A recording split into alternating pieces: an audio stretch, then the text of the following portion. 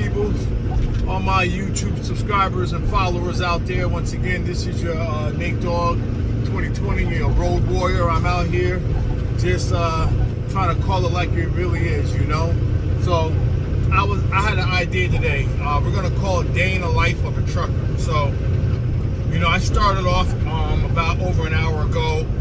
Dawn was just breaking out. We're here on the West Coast. We're in the middle of a heat wave.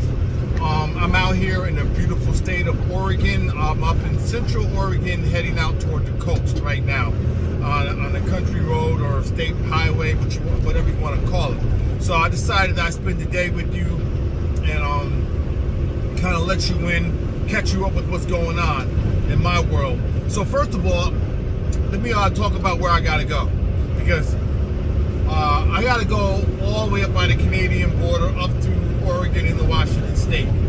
So I'm getting ready to enter the I-5 pretty soon, and that'll take me through the city of Portland, and it'll take me through the city of Seattle. So, if I get some good sights, maybe I'd like to share those sights with you as we move along, and we can check out some of this beautiful countryside. I got AC up in here popping. I got cold drinks all ready to roll. If I have some free time, I might even pull over and sneak in a workout too. But I just wanted to say what's up to everybody and kind of get this show on the road.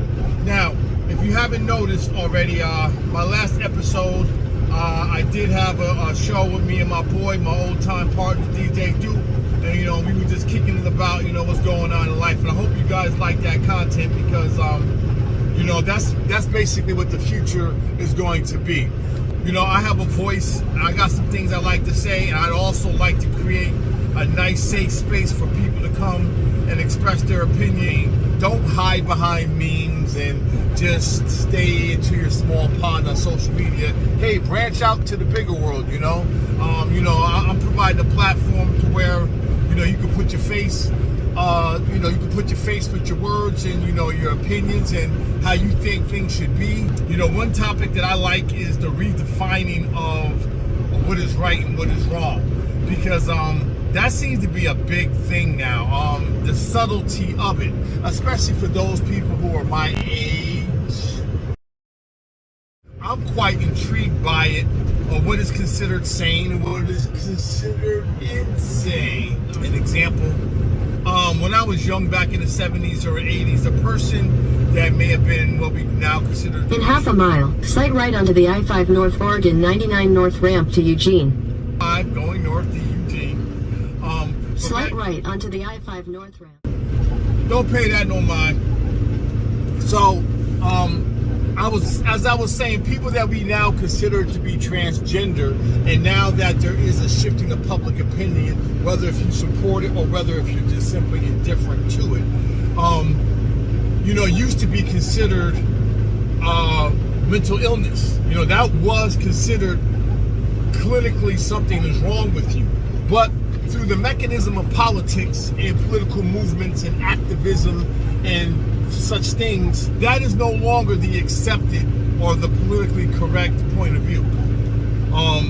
Now it's, I'm not going to get into what it is. I'll let people or advocates for that community speak for themselves. I welcome anybody in that community to come onto my podcast, basically, and share their point of view with how they would like to define it. My point is that it has shifted, and there are pretty states of mind that in times past would have been considered appropriate or normal behavior that are now considered crazy or mentally ill, or not just mentally ill, but clinically mentally ill.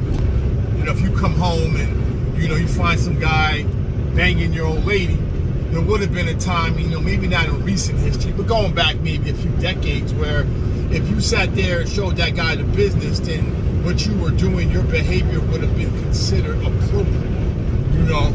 Shame on the guy for being there. But, times have changed, and no longer, I would say, the politically correct point of view is that if you act out in aggression toward that person, then something is wrong with you.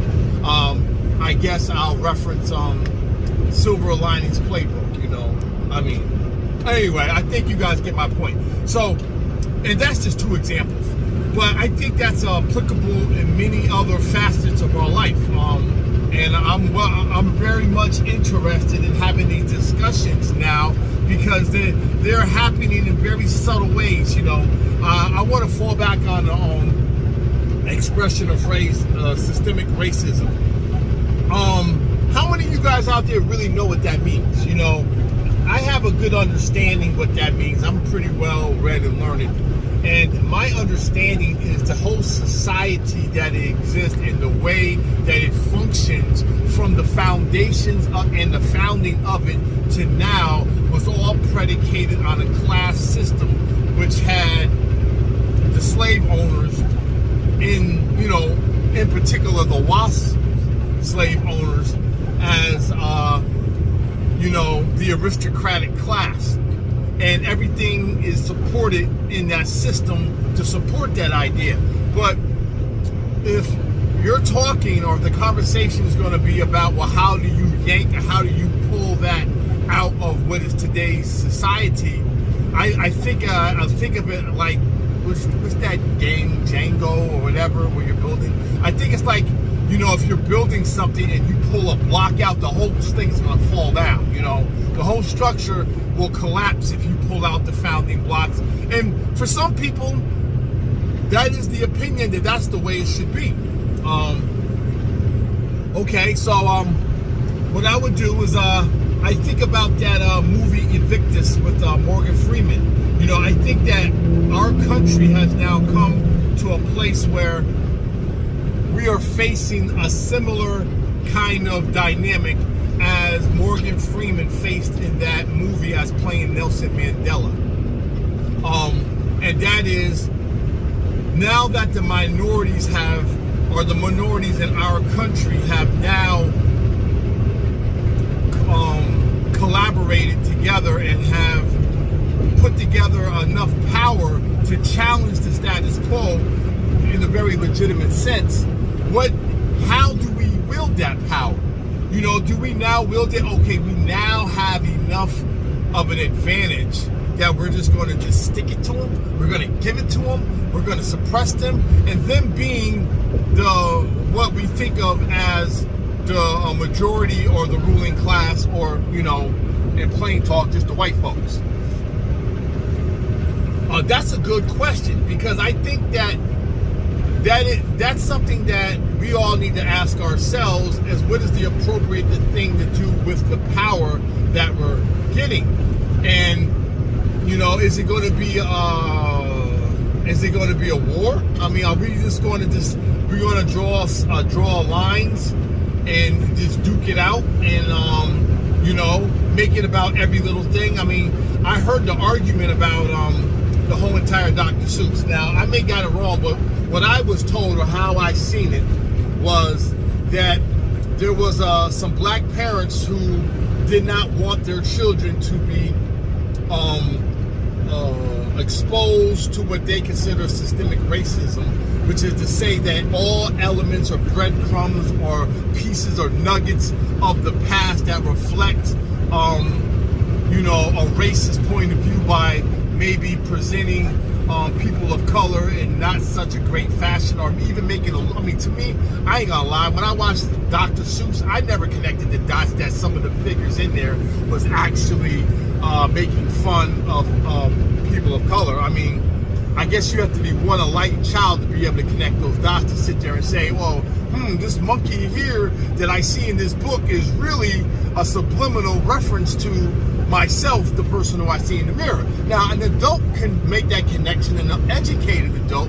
Anyway, I digress. I believe I'm getting off topic. But my point is that sure, you could draw the battle line there, but should that be where we draw the battle line? I mean, is that really? Because there is a call, there's an effect to that cause. You start drawing the battle line there, it has an effect. Do you think maybe some white people are going to go along and be like, yeah, okay, we see that. Let's just let's just eradicate that.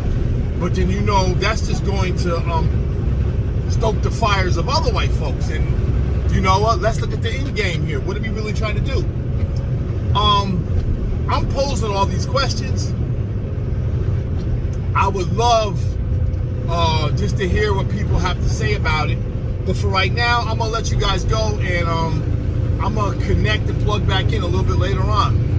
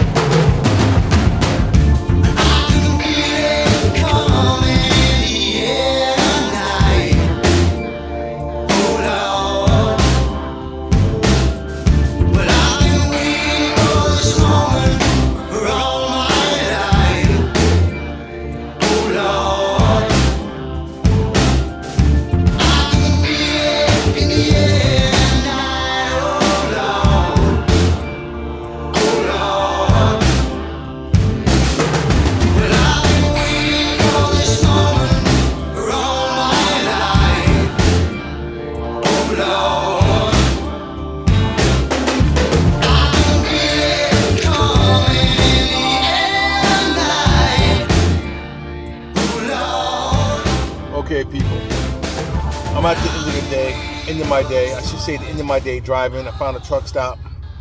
I went and got a bite to eat already. It's still pretty hot out there. I definitely want to get a workout in, and I definitely want to up and take a shower. I got to get up and get rolling early.